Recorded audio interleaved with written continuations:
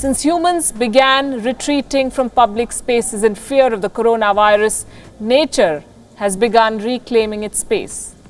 Dolphins have returned to Italy's coast thanks to the missing cruise ships. Look at these images. There are swans in Italy's canals which are otherwise populated with gondolas and tourists. The birds have returned. In Singapore, otters are roaming freely thanks to the empty public spaces.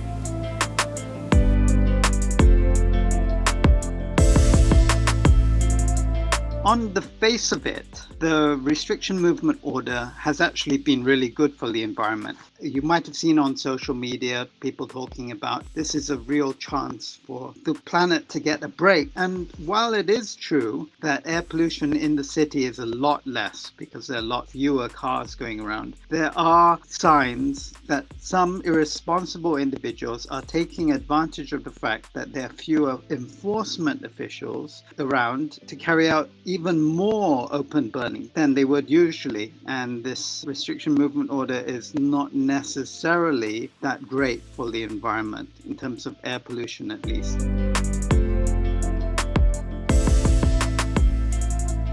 We're not driving around as much, we're not actually getting on planes, and it's actually really been quite dramatic in places like China that a lot of the factories being closed, they can finally see the sky for the first time in many years. But it's important to look at these issues in terms of the long-term impact. In terms of the environment, these impacts are really very short-term. And as long as the deeper, more fundamental, long-term impacts are addressed, this kind of benefits for the environment from the COVID-19 are actually quite minor.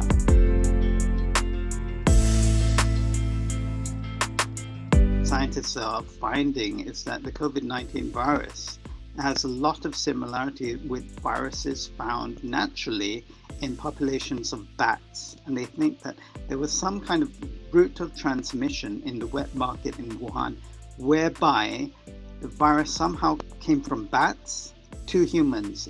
Now, it's not entirely clear how that happens, but it really seems to have been the case not just in COVID-19, but also in previous viruses such as the Nipah virus, the Hendra virus, where the infection was traced ultimately to people being in areas together with bats and unsanitary conditions. And so, in a way, it's a question of good management of how we live together with nature. If we are living intimately with wild animals, that we can just treat them and destroy them, cause them to have a lot of stress, because it seems to be that when nature is under stress, specifically when individual animals are under stress, the viruses X themselves.